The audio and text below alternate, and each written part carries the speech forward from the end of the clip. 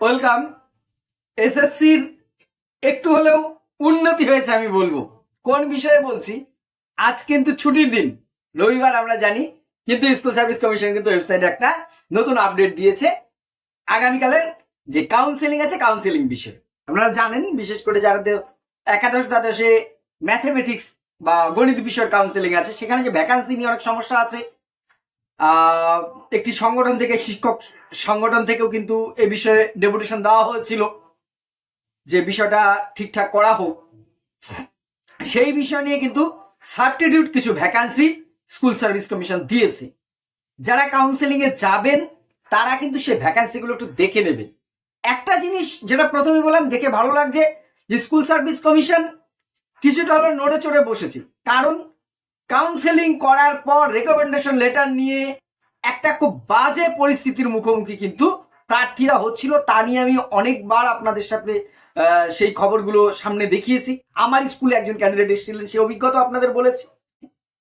সংবাদপত্র এই বিষয়ে খবর বেরিয়েছে, আমি ফেসবুকে ওই বিষয়টা নিয়েও দিয়েছি, আপনারা দেখেছেন অনেকেই।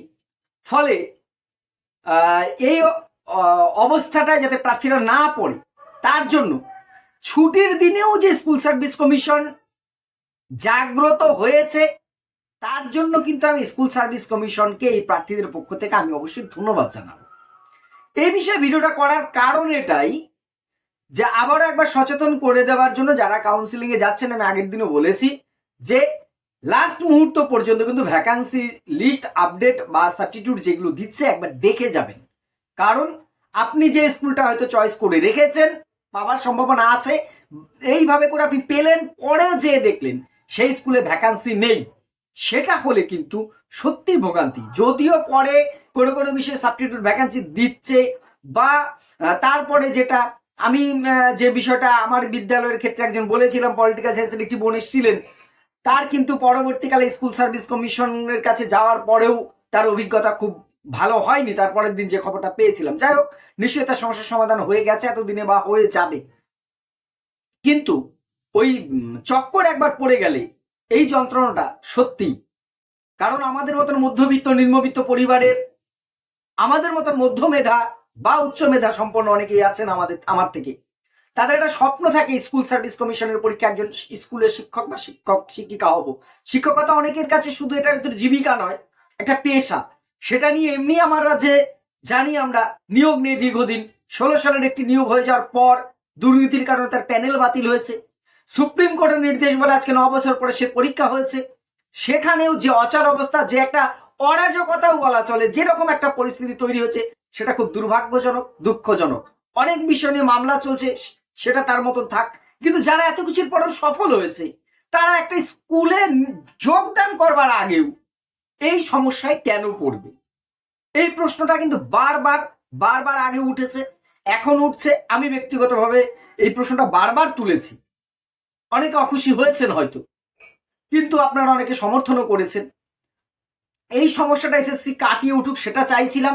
যাক, অন্তত ম্যাথমেটিক্স বিষয়ের এই ভ্যাকান্সিগুলো 13 তারিখের জন্য, আগামীকাল যে কাউন্সিলিং আছে, সেই আগামীকালের কাউন্সিলিং এর জন্য কিন্তু নতুন ভ্যাকান্সিগুলো আপডেট করেছে। আশা করব অন্যান্য সাবজেক্টের ক্ষেত্রেও এই ধরনের ত্রুটিগুলো, ভুলগুলো দূর করে দ্রুত নতুন স্কুল লিস্ট, যেখানে কোনো নির্ভুল থাকবে না।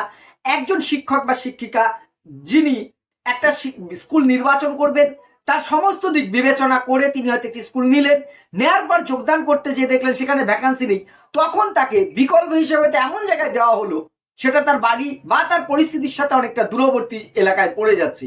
কিন্তু তিনি বিকল্প হিসেবে নিলে অপেক্ষাকৃত আরেকটু ভালো স্কুলে আগের থেকে নিতে পারতেন, কিন্তু তিনি নিতে পারছে না।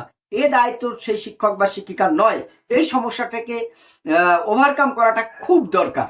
তা আপনাদের এটাই অনুরোধ করব, যারা ভ্যাকান্সি দেখছেন, অন্যান্য সাবজেক্টের কাউন্সিলিং আসবে, একাদশ দ্বাদশ পরে নবম দশমে হিউজ টিচার আছে, পোস্ট আছে, আপনারা যাবেন। যতটা সম্ভব ওভার টেলিফোন বা ফিজিক্যালি স্কুলগুলোর সাথে একটু যোগাযোগ করবেন। জানি ফিজিক্যালি যার র্যাঙ্ক পেছন দিকে আছে সব স্কুলে যাওয়া সম্ভব নয়। এটা আপনার বাড়ি হয়তো কলকাতা বা উত্তর চব্বিশ পরগনা, আপনি মুর্শিদাবাদ, মালদা, বীরভূমের সমস্ত স্কুলে যে খোঁজ নেওয়া সম্ভব নয়। এখন যেহেতু টেলিফোনের যোগাযোগটা আছে, চেষ্টা করুন চেনা জানা যে কোনোভাবে যতটা সম্ভব হয় একটু খোঁজ খবর নিন স্কুল নির্বাচন করবার আগে। আর এসএসসি কে এই পদক্ষেপের জন্য আমি কিন্তু সাধুবাদ, অনেক গালমন্দ পড়েছি তাদের কৃতকর্মের জন্য, জানেন আপনারা, কিন্তু আজকে আমি সাধুবাদ জানাচ্ছি তারা আগে অন্তত একটুখানি সচেতন হয়েছেন প্রত্যেকটা বিষয়ে। আপনারা সেটা করুন এই অনুরোধটা রাখছি। দেখা যাক ভবিষ্যতে কোন দিকে যায়। আপনাদের কাউন্সিলিং এ সমস্ত কিছু শুভ হোক, সেই শুভকামনা রইল। ধন্যবাদ।